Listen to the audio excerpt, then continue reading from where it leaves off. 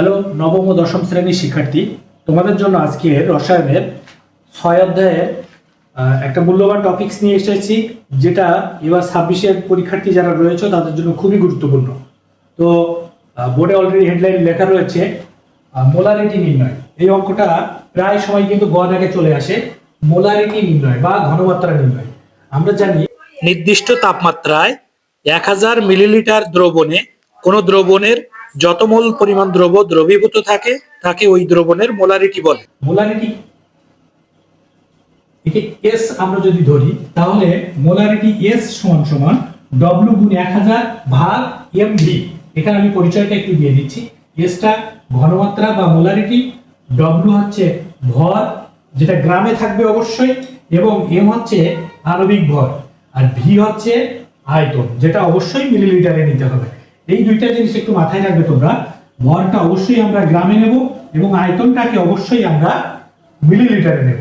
তো দেখো সূত্রটা আমি আবার বলছি, এস সমান সমান ডব্লিউ গুণ 1000 ভাগ এমভি। তো এই নিয়ম সূত্র আলোকে আমি একটা প্রশ্ন ডান পাশে লিখে রেখেছি। 7.3 গ্রাম হাইড্রোক্লোরিক অ্যাসিড যার আয়তন রয়েছে 200 মিলিলিটার, এটা এ পাত্রে দেওয়া রয়েছে। এখন তোমাদের প্রশ্ন আসতে পারে যে এ পাত্রের দ্রবণের মোলারিটি আমরা কিভাবে নির্ণয় করব।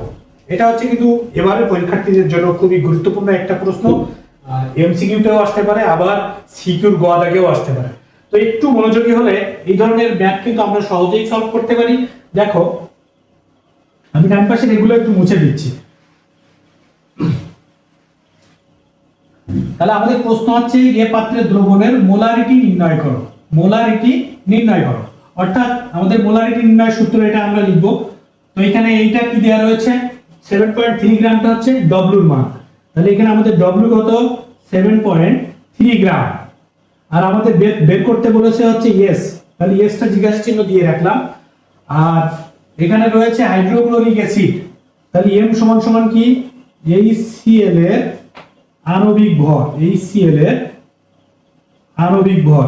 তাহলে HCl এর আণবিক ভরটা কত, দেখো হাইড্রোজেনের হচ্ছে 1 পারমাণবিক ভরের সমষ্টি হচ্ছে আণবিক ভর। তো হাইড্রোজেনের পারমাণবিক ভর 1, ক্লোরিনের হচ্ছে 35.5, তাহলে কত হলো 36.5 এম এর মান।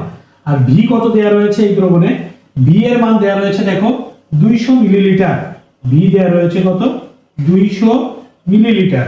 তাহলে এই যে মানগুলো আমরা তিনটা মানই কিন্তু পেয়ে গেলাম, ডব্লিউ 7.3, এম পেয়ে গেলাম আমরা 36.5, ভি পেয়ে গেলাম আমরা কত, 200 মিলিলিটার। তাহলে এখন এই যে মানগুলো পেয়েছি, এই মানগুলো আমরা যদি এই সূত্রে বসাই দেই, তাহলে কিন্তু খুব সহজেই অঙ্কটার সমাধান হয়ে যাচ্ছে। দেখো আমি সূত্রটা নিচে আবার লিখছি। তাহলে এস সমান সমান ডব্লিউ গুণ 1000 ভাগ এমভি, অর্থাৎ আমাদের ডব্লিউ রয়েছে হচ্ছে 7.3 গুণ 1000 ভাগ এম রয়েছে হচ্ছে 36.5, আর ভি রয়েছে হচ্ছে কত, 200। এখন এটা আমরা ক্যালকুলেটরে যদি চাপি, তাহলে সমাধান বেরোবে আমাদের 1। আর ঘনমাত্রা বা মোলারিটির একক হচ্ছে বড় হাতের এম। মোলারিটির একক কি, বড় হাতের এম। তাহলে কিন্তু খুব সহজেই আমরা এই সূত্রটার মাধ্যমে এই অঙ্কের সমাধান আমরা খুব সহজেই করে ফেললাম। তো আমি তোমাদের জন্য আরেকটা কাজ দিচ্ছি, একটু দেখো এই ম্যাথটা তোমরা নিজেরা একটু সলভ করতে পারো কিনা। এই একই সূত্র দিয়ে আমি ছোট্ট একটা উদ্দীপক তোমাদের দিয়ে দিচ্ছি।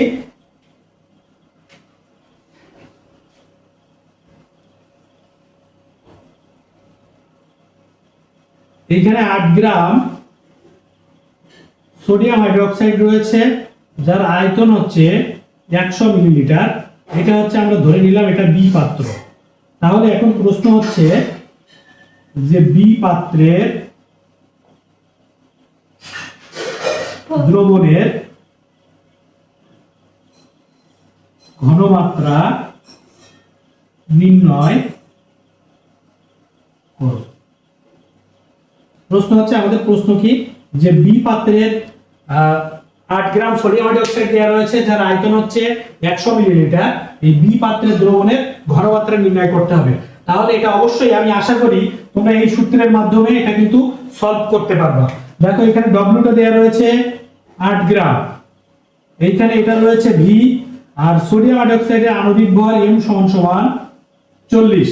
তাহলে এই তিনটা মান কিন্তু বসাই দিলে খুব সহজেই তোমরা বি পাত্রের দ্রবণের ঘনমাত্রাটা নির্ণয় করতে পারবে।